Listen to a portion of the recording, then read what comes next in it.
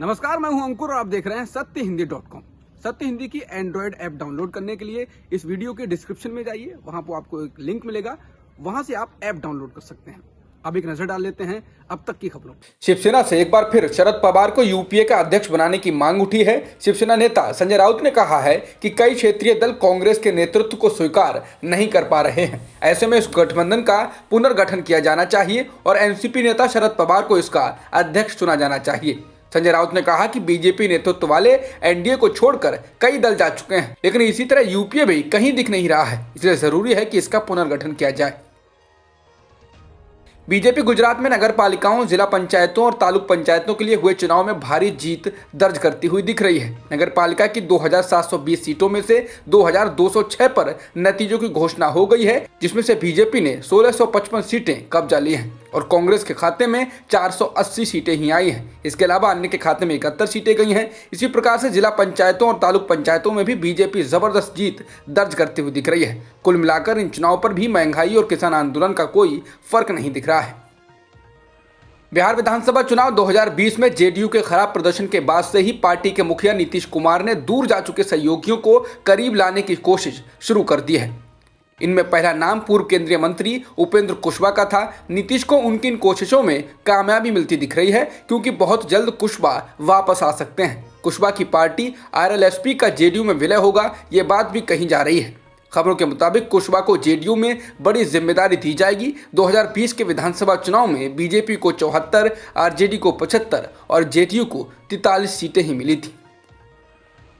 अपने सांप्रदायिक बयानों को लेकर सुर्खियां बटोरने वाले यूपी के सीएम योगी आदित्यनाथ ने बंगाल में भी कुछ ऐसा ही भाषण दिया है। बंगाल के मालदा में जनसभा को संबोधित करते हुए योगी आदित्यनाथ ने कहा कि बंगाल में ईद पर जबरदस्ती गो हत्याएं करवाई जाती हैं। गो तस्करी से भावनाओं को नुकसान पहुंचा जाता है।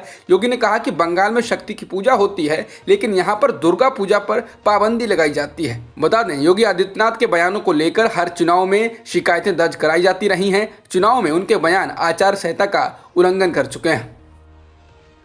पश्चिम बंगाल में चुनाव से पहले कांग्रेस में हुए घमासान पर अधीर रंजन चौधरी ने तीखा पलटवार किया। आनंद शर्मा द्वारा गठबंधन पर सवाल उठाने पर अधीर रंजन ने कहा कि हमारे नेताओं से बस मैं ये कहना चाहता हूं कि एक बार मुझे फोन लगा लेते, बात खत्म हो जाती, मगर उनके मकसद और नियत में खोट है। वो किसी को खुश करना चाहते हैं और तुरंत ट्विटर पर आ जाते हैं। अधीर रंजन ने एनडीटीवी से बात करते हुए कहा कि हमारे नेताओं का मकसद साफ है कि जितना हो सके कांग्रेस को गाली दो, कांग्रेस की छवि खराब कर दो। यही उनकी तमन्ना है, उनकी नियत में खोट है, मकसद है किसी को खुश करना। हमारे नेता हमारा प्रचार करने यहाँ नहीं आएंगे, यदि आ जाएं तो जिसको खुश करना चाहते हैं वो नाराज हो जाएंगे। बंगाल में कांग्रेस के गठबंधन को लेकर विरोधी सुर में बोलने वाले आनंद शर्मा को अधीर रंजन चौधरी ने जवाब दिया है। अधीर ने कहा कि सीपीएम के नेतृत्व वाला लेफ्ट फ्रंट पश्चिम बंगाल में सेक्युलर गठबंधन की अगुवाई कर रहा है और हम बीजेपी की सांप्रदायिक और विभाजनकारी राजनीति को हराने के लिए प्रतिबद्ध हैं। इसके साथ ही उन्होंने शर्मा से कहा कि सीपीएम के नेतृत्व वाले गठबंधन को सांप्रदायिक कहकर आप सिर्फ बीजेपी के ध्रुवीकरण के एजेंडे का समर्थन कर रहे हैं। अधीर ने कहा कि वे लोग जो बीजेपी की जहरीली सांप्रदायिक राजनीति के खिलाफ लड़ना चाहते हैं, वे कांग्रेस के लिए 5 राज्यों में चुनाव प्रचार करें, न कि बीजेपी के सुर में सुर मिलाकर पार्टी को कमजोर करने की कोशिश करें। उत्तर प्रदेश का हाथरस एक बार फिर सुर्खियों में है। 2018 में छेड़छाड़ के एक मामले में जेल में गए एक शख्स पर आरोप है कि उसने जमानत पर बाहर आने के बाद शिकायत करने वाली युवती के पिता की हत्या कर दी। युवती का बुरी तरह रोने वाला वीडियो वायरल हो रहा है। युवती कहती है कि अभियुक्त ने उससे छेड़छाड़ की थी और उसके पिता ने उसके खिलाफ केस दर्ज कराया था। वह कहती है कि वह बहराइच के इकोना से यहाँ आया था। युवती ने कहा कि उनके खेत में आलू की खुदाई चल रही थी, तभी सोमवार शाम को गौरव शर्मा नाम का शख्स वहां आया और उसने उसके पिता को गोली मार दी। उसके साथ 6-7 लोग और थे। युवती रो रो कर कहती है कि उसे इंसाफ चाहिए। हाथरस छेड़छाड़ मामले में की गई हत्या को लेकर हाथरस पुलिस का कहना है कि जुलाई 2018 में मुख्य अभियुक्त गौरव शर्मा के खिलाफ छेड़छाड़ का मुकदमा पंजीकृत कराया गया था और वह जेल भी गया था, लेकिन 1 महीने के बाद जमानत पर वो बाहर आ गया था। इसके बाद से दोनों परिवारों में मनमुटाव चल रहा था। पुलिस के मुताबिक सोमवार शाम को मुख्य अभियुक्त की पत्नी और उसकी मौसी गांव के एक मंदिर में पूजा करने गए थे। वहां अमरीश की दोनों बेटियां मौजूद थीं, तभी वहां इनके बीच विवाद हो गया। इसके बाद गौरव और अमरीश भी वहां आ गए और गौरव ने अपने परिवार के कुछ लोगों को वहां बुला लिया और अमरीश पर गोली चला दी। भारत सरकार ने अब लोकसभा टीवी और राज्यसभा टीवी का विलय कर दिया है। अब इनको मिलाकर संसद टीवी कर दिया गया है, जिसके बाद संसद टीवी का CEO retired IAS officer Ravi Cooper को बनाया गया है। ये अगले आदेश तक सीईओ बने रहेंगे।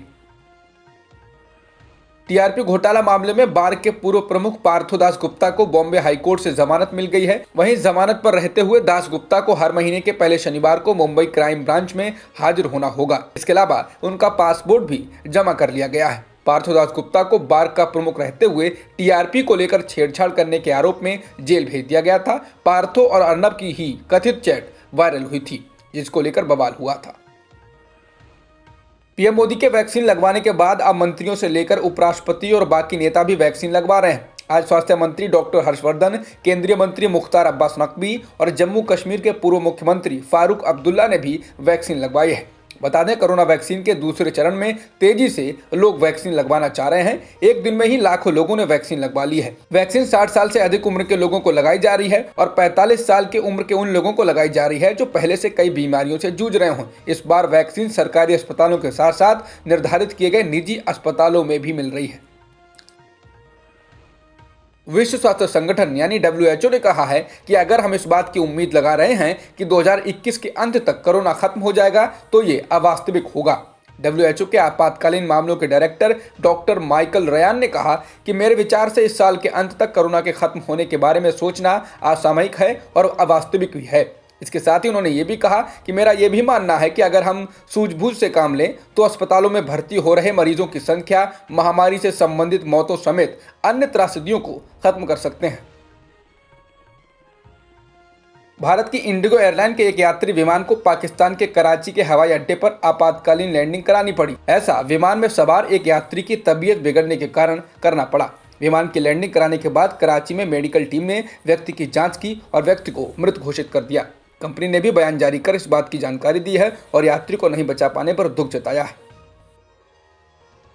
रूस में विपक्षी नेता अलेक्सी नावल्नी को जहर दिए जाने को लेकर अमेरिका रूस पर पाबंदियां लगा सकता है। जो बाइडेन द्वारा अलेक्सी नावल्नी को जहर दिए जाने को लेकर प्रतिबंध लगाने पर विचार करना दिखाता है कि वो पूर्व राष्ट्रपति डोनाल्ड ट्रंप से अलग सख्त रुख अख्तियार कर रहे हैं। बता दें, पिछले साल जब नावल्नी पर नर्व गैस से हमला किया गया था तो ट्रंप ने इसको लेकर कुछ नहीं कहा था, जबकि विपक्ष ने सरकार और पुतिन की सुरक्षा एजेंसियों पर इसको लेकर आरोप लगाया था।